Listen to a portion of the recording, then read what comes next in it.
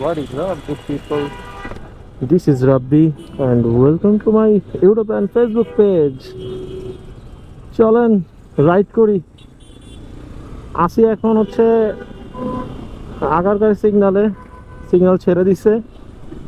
আর ওয়েদারের কথা কি বলবো, একদম মাখন, সুপার সুপার।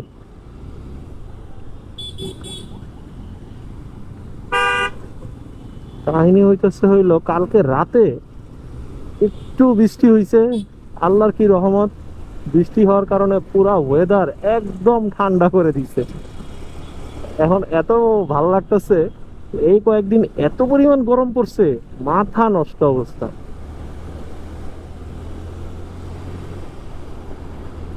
তবে এই রোডটা যখন আমি রাইড করি তখন কথা কম বলে রাইড করতে মন চায় বেশি।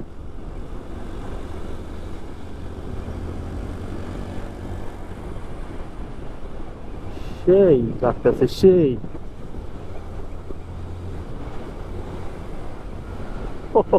ফিফথ গিয়ারে আছে, আমি আরো গিয়ার চেঞ্জ করতেছি।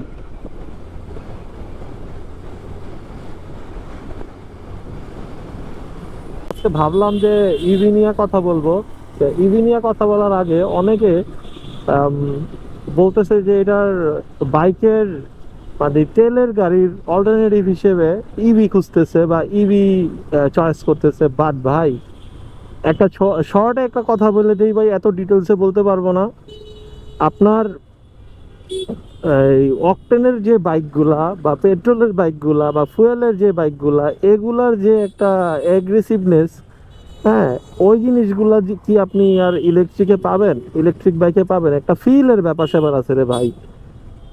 আর আপনাকে দেখাবে যে অমুক লাভ তমুক লাভ, হ্যাঁ, অমুক লাভ তমুক লাভ। তবে কি আমরা কি টেকনোলজির সাথে কি অ্যাডজাস্ট হব না, আপনি প্রশ্ন করতে পারেন। অবশ্যই হব, তবে রিপ্লেসমেন্ট হিসেবে এইটা আসলে বেশি হয়ে যায়। কারণ এই ফুয়েলের বাইকের মজা একরকম, ইভির মজা আরেক রকম। এখন এই যে আমরা গিয়ার শিফট করতেছি, কি বলে, হ্যাঁ, গিয়ার শিফট করি, ব্রেক ওইভাবে ধরতেছি, মানে পর্যাপ্ত পরিমাণে, মানে একটা বিষয় থাকে এটার মধ্যে, একটা কেমিস্ট্রিটাই অন্যরকম। আর ইভির কেমিস্ট্রিটা অন্যরকম। তো এখন ইভির যদি একবার ব্যাটারি চলে যায়, তখন তো আপনার প্রচুর পরিমাণে টাকা একবারে চলে যাবে। এই যে দেখেন ইভি, এই বাইকটা চলতেছে, এটা দেখে আর কি মনে হয়েছে এমনি বাইকটা সুন্দর লাগে, স্ট্যান্ডার্ড। যেমন ধরেন এই যে বৃষ্টি বাদলের মধ্যে যদি স্কুটার বা ইভি নিয়ে বেরোন, তাহলে কিন্তু আপনার ফর্মাল ড্রেস আপগুলো ঠিকঠাক থাকে। তো যাই হোক, এই হচ্ছে কথা। আর তবে রিপ্লেসমেন্ট হবে না এটা যতটুকু মনে হয়, কারণ এটা সম্ভব না। একটা বাইকের এত বছর ধরে বাইক চলে আসতেছে, আর এটা ইভি দিয়ে রিপ্লেস হয়ে যাবে এত সম্ভব? আবার দেখেন এই যে তেলের সংকট ছিল এতদিন, এখন আবার বিদ্যুতের সংকট। ঢাকার মধ্যে তো ঠিক আছে, বাট হচ্ছে বিদ্যুৎ যদি না থাকে আপনি ইভি চার্জ দিবেন কিভাবে ভাই? তো এই বিষয়গুলো মাথায় রাখতে হবে। আহা, সিগন্যালে পড়ে গেলাম একদম বাসার পাশে, মানে বলে না বাড়ির কাছে আইসা আহ, সমস্যা হয়। ওর মনে আর কি ছেড়ে দিবে এখনই। কয়টা বাজে? অলমোস্ট 9:55 বেজে গেছে। 5 মিনিট লেফট। প্যারা নাই, যাওয়া যাবে।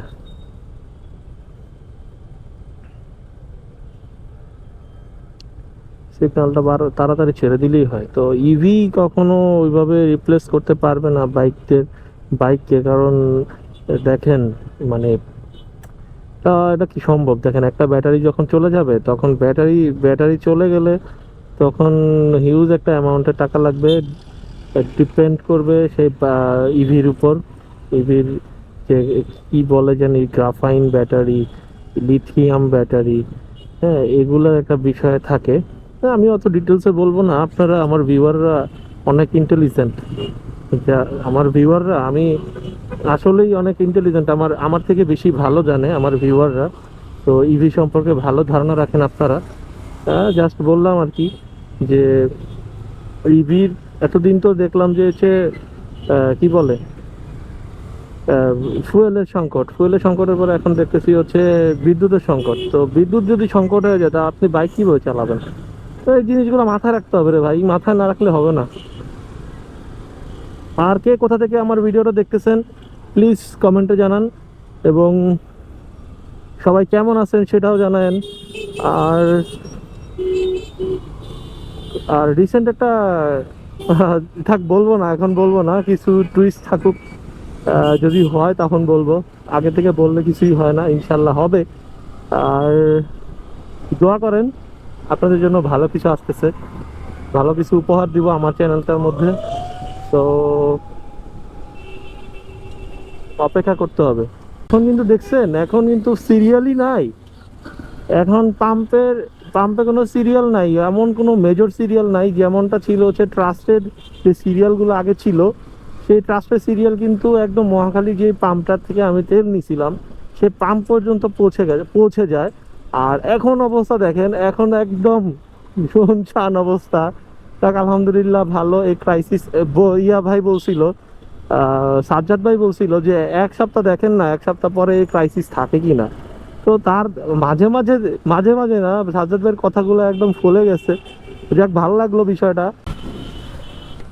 তো যেটা বলতেছিলাম, আর এখন তো ফুয়েলের কোনো লাইনই নাই। কালকে রাতে বেলা দেখলাম একজন ভাই পোস্ট করছে যে মাত্র 2-3 জনের পরে বা এমন কিছু একটা দেখলাম যে 2-3 জনের মধ্যে নিয়ে নিছে 7-8 জন। লাইনে তো ইউজুয়ালি থাকেই, আমরা যখন আগে ট্রাস্টেড তেল ফুয়েল নিতে যেতাম তখন এই বিষয়গুলো দেখতাম। বাট সেই চিরচেনা মুখ কিন্তু ফেরত চলে আসতেছে। এবং মটোকপ দেখলাম, সে আসতেছে তার যখন দেখলো যে একটা পাম্পের মধ্যে খুবই সিরিয়াল কম, তখন সে দাঁড়াইলো এবং সেও আশ্চর্য হয়েছে যে কি একটা অবস্থা।